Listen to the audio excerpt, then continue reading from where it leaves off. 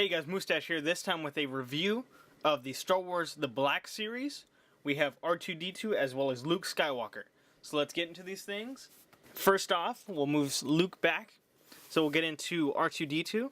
As you see, we have the number 4 R2-D2. The warning there, ages 4 and up. And then on the top here, we have Star Wars The Black Series with an R2-D2 picture on top. Go over to the side, it's just a normal window box. If we go to the back, kind of has a monochromatic picture of Leia and R2-D2. On the top it does say R2-D2 is a plunky and loyal astromech droid that takes part in many of the monumentous events in the galaxy. And then it has a quote here, which is beep, beep, beep, beep, beep, boop, which is very cool. And then on the bottom here, we also have some more warnings and things like that. Visit StarWars.hasbro.com. Ask parent before going online. Hasbro.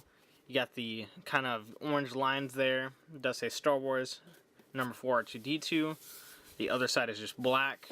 On the bottom, we do have some more warnings as well as kind of proof of purchase. And then on the top, it is just the Star Wars The Black Series with the R2-D2 picture. So, let's get this thing open. So we have R2-D2 here out of the package, and as you can see, he looks great. There's a lot of detail on him. As you can see, there is a rubber band. I will explain that later. That came when it was in the package. As you see, he is missing some things here. He does have the green light on top. If you look on the top here, it looks very cool as well. There is a line here, though, which kind of messes up the paint, which kind of sucks. But other than that, it's still pretty cool. He does come with quite a few accessories. You do get the kind of camera attachment for the top, because one of the things about this figure is that you can actually take these things out of the top. So we'll just go ahead and take all of those out there. Let me go ahead and focus up. But you just take all these out of the top here. There's 3 different flaps. So there you go, each of them are kind of a different size. You have a big one and 2 small ones. And so going back to the things that you can put in there, you do have his camera accessory here that he uses when he's in the swamp on Dagobah.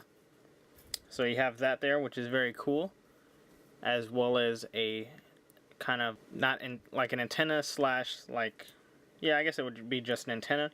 And then the big hole, which is my favorite one, is for the lightsaber that he comes with. So the lightsaber is Luke's lightsaber, which is identical. And so you just kind of slide that in there. There is a groove, so as you put that in there, it does slide down. And then you can put that all the way down, and it goes about that high. So that's very cool. So as you can see there, that's a nice touch. So we'll just take those back out. The lightsaber is really the only one that fits really snug. The other ones are kind of loose, as well as they are different sizes. So it's hard to kind of misplace one. So like the big one would go over here, and then the smaller one would go here. So that's one thing that is nice, that they are all different sizes, so you kind of don't accidentally put one where it's not supposed to go. As you see, his head is shifting, but we'll get into that later. So with the side panels being gone, as I mentioned before, you do get a few choices. So you do get the normal side panels, which if you look on the back, or on the back of this piece, the size of the pegs are different. So that you know, okay, you know, this goes on top, and those just go right onto there. So that's nice. Same thing with the other side. You do have the pegs and it just slides right on, or just pinches in. And it's a very snug fit. It's not something that kind of is going to fall out on you. It's real nice. It doesn't make any, like, there's no space in between it or anything. And then if you want, so I have the one piece popped out here, and then we can go ahead and put the other piece in which is a jet piece. So make sure the correct ones are lined up. And those also will pop in there. These ones are kind of a little harder to pop in. So maybe it goes on the other side. Let's see, that there.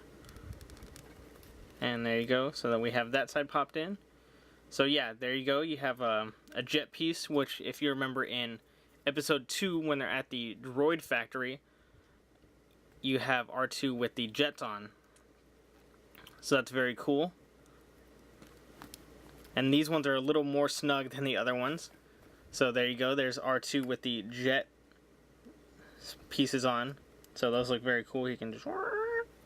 Let's get into the articulation on the figure here. So the appendages do go 360 degrees here. And then these do move forward and back. They do stop a little more premature here. Actually, no, it's about the same. So there's that. And then, as I was saying with the head does go 360 degrees. But there is a gimmick on this with the head. So, as you see, we have the normal R2 with the 2 feet. The one thing about this one is that most of the figures you get, much like this one that I have here, just comes with the plain 3 feet. But this one, when you swivel the head, the last foot comes down.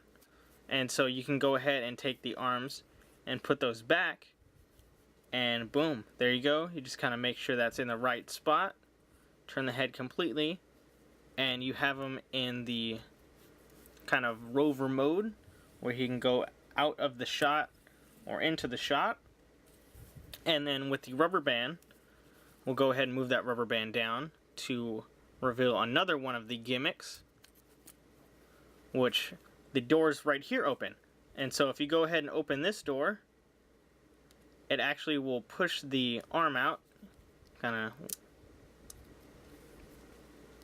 maybe not all the way.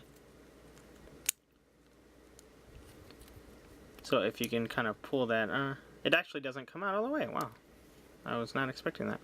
So you have one of the clamp arms there, and then if you go ahead and push that one down and open this door, you have the arm he uses. Let's try to get that out of there. And there's that one. So I guess you can move that up if you wanted to. And this one is the one he uses to open the doors. So let's see if we can try to get both of those out at the same time. You kind of have to lift it up. So there's that. We'll go ahead and spin that head around. So have it the right way.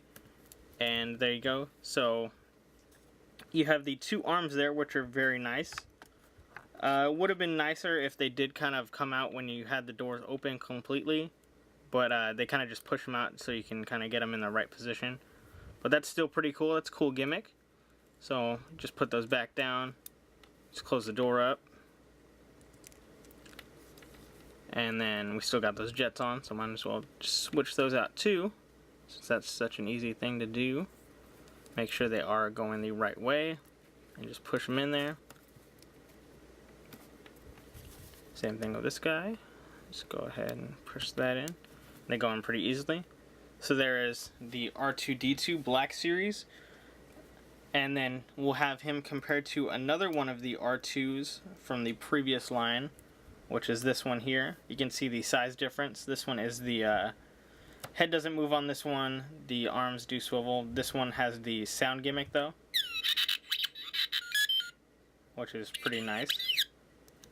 To me, the sound gimmick is nice, but compared to this R2, it's a lot cooler, even though it doesn't have that sound, just because of it having kind of all the accessories, especially with the lightsaber there, so you can kind of recreate the Jabba the Hutt scene with Luke there, and you get all these kind of like small pieces that you can change out to where if you wanted to, you could have them be from like episode 2 or from the later trilogies like 4 through 6. So that's very nice. Probably my favorite R2 that I've bought. I have quite a few, maybe like 2 or 3. But this one is, like I said, it's my favorite just because of all the gimmicks that it does have. This one is more of a collector's piece rather than something like this one here that just makes a sound, so kids can have something that makes sounds that they can play with. Because this one I could probably tell you is not as rugged as this one. This one feels like a brick compared to this one. This one doesn't have a lot of weight because it does have the gimmick there. Not to mention it does have these kind of rolling pieces, so the rolling is smooth. So if you are a collector of Star Wars, and I mean that a collector, this R2 is definitely something that you would buy. I love everything about it. Definitely glad I picked it up, especially with the Luke, which I'll go over next. So there you go. Moustache again with the Black Series R2-D2. Peace!